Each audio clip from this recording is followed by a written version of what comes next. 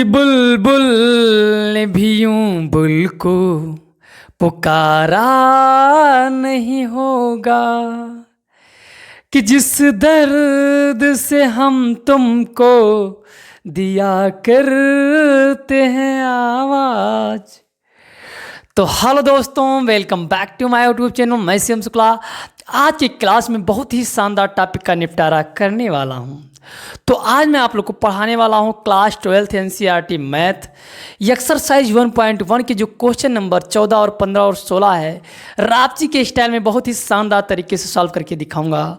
तो आइए क्लास को शुरू करते हैं और बड़े ही आसान तरीके से कमज़ोर छात्र के ये क्वेश्चन दिमाग में बैठाने वाला हूं।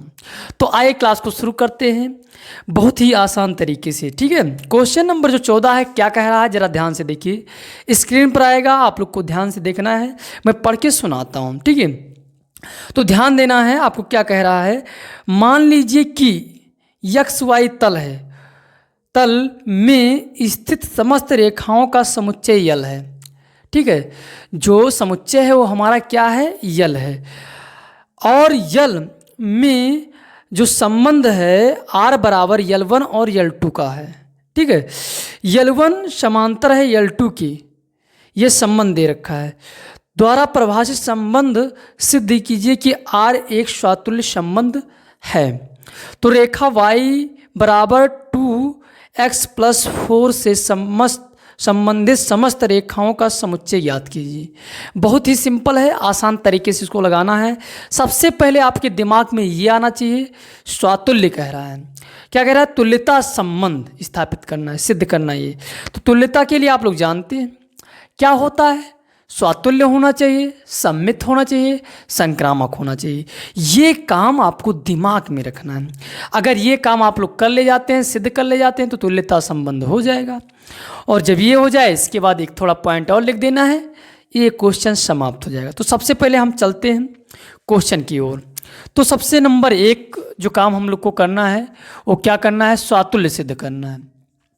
चलिए, स्वातुल्य आप लोग जानते ही हो सर क्या होता है। तो स्वयं के साथ संबंध अगर हो तो स्वातुल्य संबंध कहलाता है।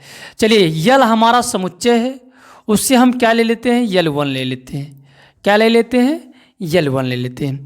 आपको यल1 और यल2 दिया हुआ है। चलिए, मैंने यल ले लिया और क्या किया, यल1 जो रेखा है, यल1 रेखा जो है वो क्या है, यल1 रेखा यल1 के समांतर हो सकती है, समांतर हो सकती है, समांतर है, ठीक है। असमांतर है तो हम कह सकते हैं कि यल1 कामा यल1 ये क्या है, ये आर में है। अगर आर में है तो भैया हम कह सकते हैं कि जो आर हमारा है, अतः आर जो है वो क्या है, स्वातुल्य है। आर क्या है, स्वातुल्य है। बस इतना बात ध्यान रखना है, ओके। कोई समस्या नहीं होनी चाहिए। अब देखिए, अब सममित सर चेक करना है तो सममित भी चेक कर लेते हैं सिंपल वे में। सममित के लिए हमें क्या करना है, चलिए इसको इधर लिख देते हैं। सममित बहुत ही इम्पॉर्टेंट है और दिमाग में रखना है। ये सब रटना नहीं है, एकदम समझ जाओगे, अब कुछ करना नहीं। अब चलिए हम क्या कर लेते हैं, मान लेते हैं या ले लेते हैं। सबसे पहले यल से हम क्या लेते हैं, यल1 और यल2, यल1 कामा यल2, ठीक है। ये बिलोंग कहाँ से कर रहा है, यल समुच्चय से। चलिए, अब हम क्या लिखेंगे कि यल1 जो रेखा है इसको यल1 कहते हैं, इसको यल2 कहते हैं। ये दोनों रेखा हो गई, जो कहाँ से लिया मैंने, यल से लिया, यल समुच्चय से लिया। अब देखिए, संबंध आपको स्थापित करना है। तो आप जानते हो कि यल1 जो है ये किससे संबंध रखता है, यल2 से। हो सकता है, नहीं हो सकता है, समांतर हो सकता है, यल1 यल2 के समांतर है। ये देखिए है कि नहीं। तो हम कह सकते हैं ये कहाँ बिलोंग कर रहा है, ये आर में बिलोंग कर रहा है। ये कंडीशन हो सकता है, नहीं हो सकता है, तो ये है, इसलिए हमने ये लिख दिया। अब देखिए, ये रेखा इसके समांतर है, हम कहेंगे कि यल जो है यल2 के समांतर है, तो यल2 यल1 के समांतर हो जाएगा। यस नो, कोई समस्या तो नहीं होगी। जब ये रेखा इसके समांतर है तो ये रेखा इसके समांतर हो जाएगी। तो हमारा यल2 संबंध रखेगा किससे भैया, यल1 से। तो ये भी हो जाएगा ना। तो ये हो जाएगा। अब सिंपल वे में आप लोग जान पाएंगे। क्या सर, जरा बताओ। तो देखिए ये संबंध आपको मिल रहा है तो हम कह सकते हैं, अतः हम क्या कह सकते हैं, आर जो है वो सममित है। बहुत ही सिंपल वे में आप लोग को ये बात समझ में आ रही होगी। कुछ नहीं, बस सिद्ध करना है। मैंने लिया समुच्चय से L1 और L2 और समांतर खींच के दिखा दिया कि L1 रेखा L2 के समांतर है, इसलिए ये इसका संबंध होगा। अब फिर ये लिख दो, चाहो तो लिखना हो कि L2 रेखा L1 के समांतर है।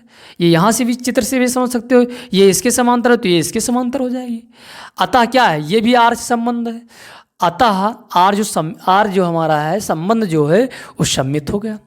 अब चलिए संक्रामक को भी देख लेते हैं, इधर देख लेते हैं। संक्रामक इसमें सर क्या होता है, सिंपल है।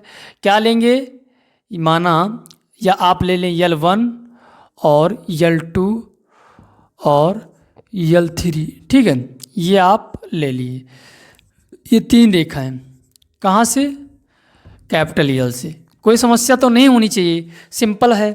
L से आप ले सकते हो, या मान लो यहाँ से माना, क्योंकि L जो हमारा L3 है वो नहीं दिया है तो हम मान लेंगे कि ये है इसमें, ठीक है। माना L1 L2 L3। अब देखिए अब सर क्या करना है, तो अब हमें क्या करना है, L1 रेखा जो है वो हम लिखेंगे कि L1 रेखा जो है वो L2 के समांतर है, ठीक है। तो यही संबंध R में हो जाएगा। ये यहाँ से समझ सकते हो कि L1 जो रेखा है L2 के समांतर है, तो हम इसको लिख सकते हैं। अब देखिए L2 क्या हो जाएगा, तो हम यहाँ चित्र के माध्यम से भी आप लोग को L1 और L2 और L3, ठीक है, ये देखिए। तो L1 था इसके समांतर, अब L2 किसके समांतर, L3 के, तो लिखेंगे L2 समांतर है L3 के, तो ये R में हो जाएगा, ठीक है। ये तो मैंने ये क्या किया, यदि हमारा L2 समांतर है किसके, L3 के, तो हमारा ये संबंध हो जाएगा। अब देखिए उसके बाद जब ये समांतर है, ये समांतर है इसके और ये समांतर है इसके, यानी L1 समांतर है L2 के और L2 समांतर है L3 के, तो आप कह सकते हैं कि L1 और L3 समांतर हो जाएगा। इसलिए क्या हो जाएगा, इसलिए L3 समांतर हो जाएगा L1 के। हो गया सिद्ध। फार्मूले पे बहुत ही सिंपल वे में लग गया, आपको प्रयोग भी करके दिखा दिया। अतः हम कह सकते हैं, अतः R जो है वो क्या है, संक्रामक है। बताओ कोई समस्या तो है नहीं, बहुत ही सिंपल है संक्रामक, हो गया बहुत ही सिंपल वे में। अब ये देखिए तीनों संबंध जब आपने सिद्ध कर दिया तो हम कह सकते हैं कि R जो संबंध है, R संबंध जो है वो क्या है, तुल्यता संबंध बंध